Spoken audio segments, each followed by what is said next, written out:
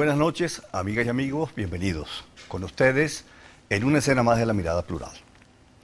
Yo quiero decirles que estamos grabando este programa justamente a las 2:40 de la tarde del viernes 25, justo cuando sobre Mérida se recorre un clima de violencia, de protestas, de reclamos, que lo entiende uno como una manifestación más de este fenómeno de polarización y de politización de reivindicaciones justas, digamos, para un sector de la población laboral de Venezuela.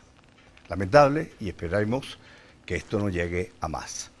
Esta noche nosotros aquí en La Mirada Plural vamos a abordar un tema complejo, extenso, digamos que ha sido objeto de miradas y contramiradas, juicios, prejuicios, criterios y dicterios de toda índole, porque se trata nada menos que la relación que se ha mantenido durante siglos entre los Estados Unidos de Norteamérica y América Latina y el Caribe.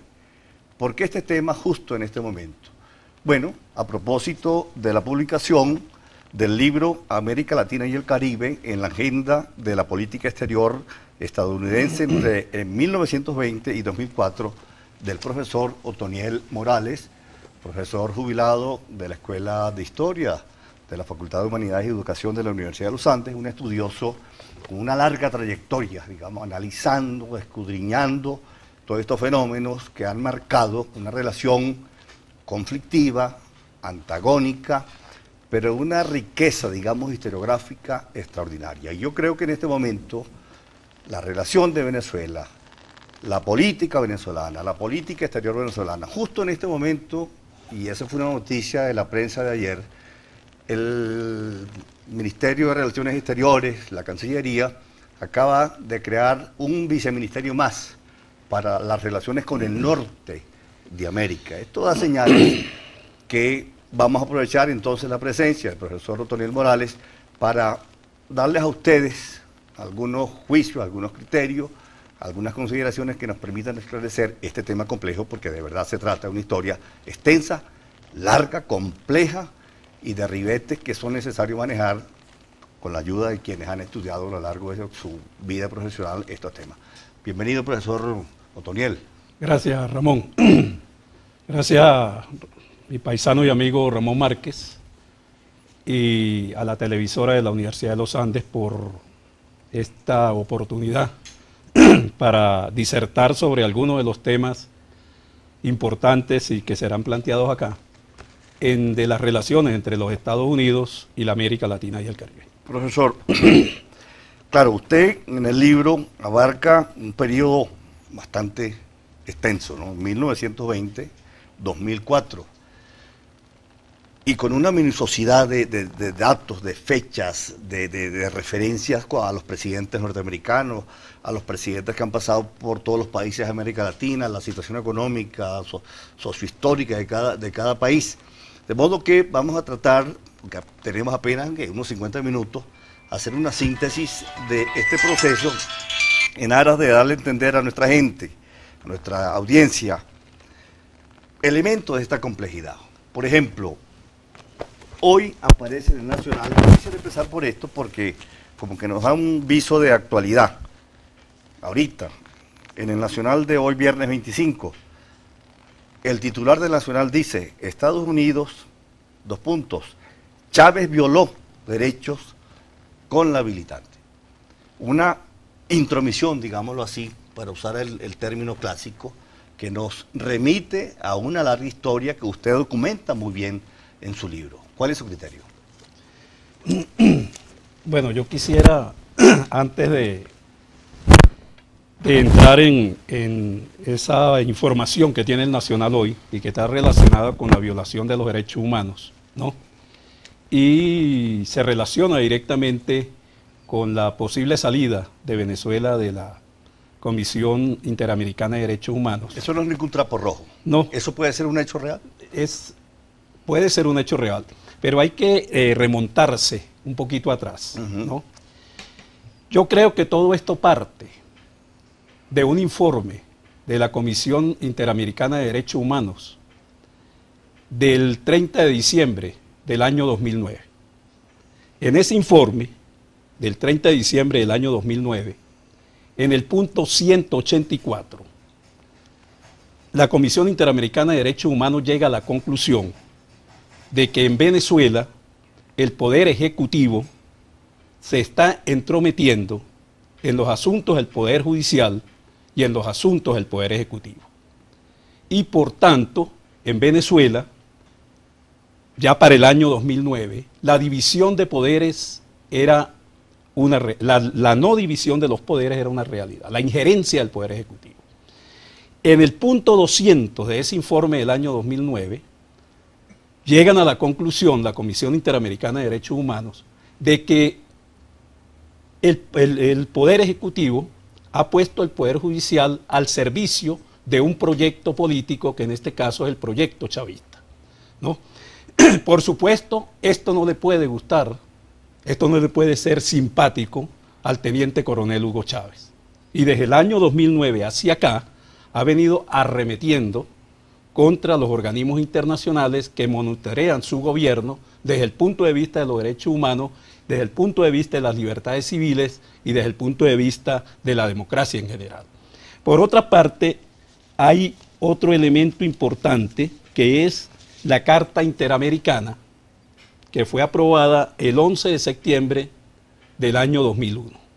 En esta Carta Interamericana, la Carta Democrática Interamericana, suscrita por Venezuela y suscrita por todos los países de América Latina, por supuesto que hay también dos artículos que no le pueden gustar. Es decir, suscrita por el presidente Chávez. Porque claro, 2001, esto fue en el 2001. Esto fue suscrito por el canciller venezolano en ese momento. Sí. Entonces, por ejemplo, en el artículo 3 de la Carta Interamericana se refieren a los derechos humanos, ¿no? Se refieren a la Corte Interamericana de Derechos Humanos, y en el artículo 8,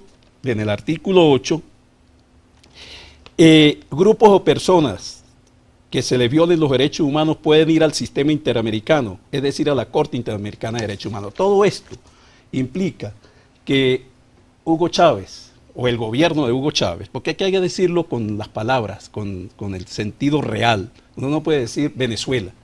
No es Venezuela la que está arremetiendo contra la Corte Interamericana de Derechos Humanos. No es Venezuela la que está arremetiendo contra los organismos internacionales que monitorean todos estos problemas. Es la cúpula gobernante junto a Hugo Chávez, que no quieren que se dé al mundo, ¿no?, todos los problemas que en Venezuela están en este momento, como es la violación de derechos humanos, la arremetida contra la libertad de prensa, etcétera, etcétera. Entonces es un hecho real, es un hecho real. Ahora, hay otro elemento importante. Hay mucha gente que piensa que Hugo Chávez se puede salir de la Comisión Interamericana de Derechos Humanos con solo él expresar su voluntad. No, eso no es así. Por lo menos hay un año para poder Venezuela retirarse de la Comisión Interamericana de Derechos Humanos. ¿Cuál sería el protocolo para que se concrete, digamos? No, para que se concrete, demostrar realmente que esta comisión ha actuado de mala forma contra el país. Y eso no es así. Entonces, por otra parte, cualquier grupo de la sociedad civil o cualquier ciudadano venezolano que se sienta que se le están violando sus derechos humanos, puede ir a la Corte Interamericana o puede ir a la Convención Interamericana de Derechos Humanos en Costa Rica o a la OEA. Es decir, no es verdad que quedamos indefensos. El mundo hoy está globalizado y Hugo Chávez no puede aislar al país y menos aislar a la población, es decir, a nosotros los ciudadanos, de los organismos internacionales que defienden los derechos humanos, que defienden las libertades civiles. Ahora, ¿por qué esos organismos interamericanos, internacionales de los derechos humanos, no declaran lo que declara Estados Unidos? Chávez viola derechos con la militar. Mira, así como uno tiene que entender que los Estados Unidos de América, en cierta forma, no tienen mucha moral para ser ellos los que certifiquen si hay o no derechos humanos en un país. Porque Estados Unidos, en primer lugar, no pertenece a la Comisión Interamericana. En segundo lugar, en Estados Unidos también hay violación de derechos humanos. Y por otra parte, un ejemplo que es una total raya histórica para los Estados Unidos, es la prisión de Guantánamo, que Obama ha estado tratando de limpiar. Pero en el caso nosotros tenemos que afianzarnos en la Comisión Interamericana de Derechos Humanos de la OEA, no en lo que digan los Estados Unidos, porque con los Estados Unidos pues han violado derechos humanos a nivel internacional y a nivel mundial, en Irak, en Afganistán, en Pakistán, ¿no?, en Guantánamo. Entonces son los menos que pueden venir a certificar o no. Pero sí, la Comisión Interamericana de Derechos Humanos, donde estamos todos, a excepción de Cuba, pero allí está todo, Brasil, está Colombia, está Argentina, está Venezuela. Venezuela no es que porque Chávez dijo me voy, ya se fue, no, estamos ahí todavía. Ahora, usted en el libro, profesor, para entrar ya en la materia del libro, usted en 4 capítulos te establece y plantea la tesis de la diversidad. Diversificación. De la diversificación de la política exterior norteamericana con respecto a América Latina. Eso es un tema extremadamente complejo y de mucha controversia, porque dependiendo de la mirada, claro, se entiende, se justifica o se rechaza, digamos, la política exterior norteamericana con respecto a Venezuela, América Latina y al Caribe. Pero hay un elemento importante. Usted sabe muy bien que esto es un tema que está dividido por concepciones ideológicas y políticas, que dependiendo de la posición política e ideológica del estudioso, del académico, del analista, dependiendo de esa división, se va a ver y se va a entender y se va a justificar excesos, aciertos o desaciertos de la política exterior norteamericana con respecto a América Latina. Eso ha sido así y usted lo manifiesta en su libro y yo pienso que seguirá siendo así. ¿Qué se requiere para que un estudioso de esta relación polémica, compleja, antagónica, nos permita a nosotros, digamos los profanos de la materia, dar con los nudos centrales de un tema que nos interesa a todos? Porque es un imperio, no es cualquier cosa, no estamos hablando de un paísito, es un imperio con mucho poder, es el país más grande del mundo desde el punto de vista económico, político, y entonces sí nos interesa, digamos, esclarecer qué está pasando en esa relación de Estados Unidos con América Latina.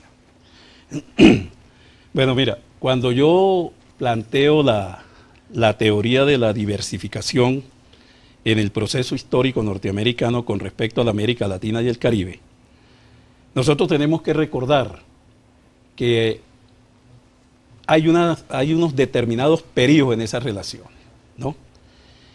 Y tenemos que recordar que la política oficial norteamericana hacia América Latina comenzó hace 189 años con la promulgación de la doctrina Monroe, en 1823, por un presidente republicano, James Monroe.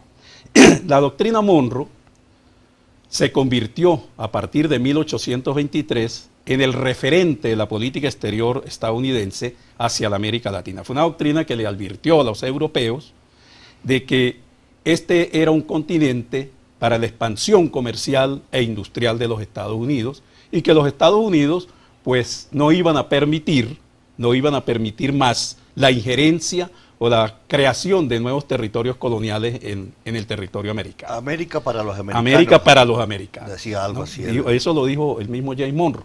Ya. Bueno, a partir de 1823 hasta por lo menos principios del siglo XX, hasta la administración republicana de Teodoro Roosevelt, el referente para la política exterior fue la doctrina Monroe, con ciertos cambios de una administración a otra, etcétera, pero la doctrina Monroe... Esa política se mantuvo a todo lo largo del siglo XIX. Se mantuvo a todo lo largo del siglo XIX.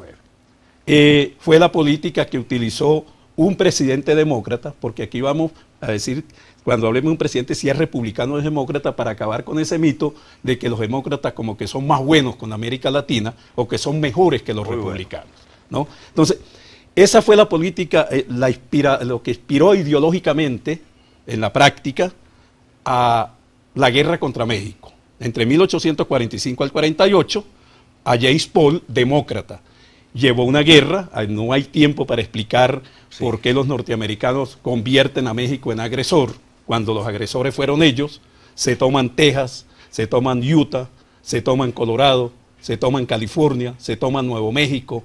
En resumen, se toman 1.528.000 kilómetros cuadrados del territorio mexicano y lo anexan a los Estados Unidos en 1848. Posteriormente, Theodore Roosevelt le anexa un corolario, ¿no? O un anexo, en cristiano, un anexo a la doctrina Monroe. Se llama el corolario Roosevelt, en 1904. Por medio de ese corolario, le vuelve a recordar a los países europeos de que aquí no pueden intervenir, etcétera, etcétera, y a otras potencias y a otras regiones del mundo, etcétera, y separa a Panamá de Colombia, y construyen el canal interoceánico de Panamá. Hasta aquí, hasta 1904, vemos prácticamente una política unilateral por parte de los Estados Unidos. Una política de imposición, es una política que sale de Washington, es una política que no es consultada con ningún país latinoamericano. La doctrina Monroe, por supuesto, nunca fue consultada con nadie. Bolívar tiene tiene opiniones importantes sobre esa doctrina. Vamos a volver sobre el tema, profesor, porque ya vamos a un corte. Pero yo quiero recordar rápidamente, para dejar el planteamiento aquí de la Cámara, que en ese periodo de finales del siglo XIX se presenta aquella guerra hispano-norteamericana, ¿verdad? Sí. Que genera, digamos, otra avanzada de ese imperio hacia América Latina y el Caribe. Vamos al corte y retornamos con estos puntos que son importantes para entrar de nuevo al fundamento que yo creo que le justifica esta conversación, que es ¿qué va a pasar a futuro con estas relaciones conflictivas? Ya venimos.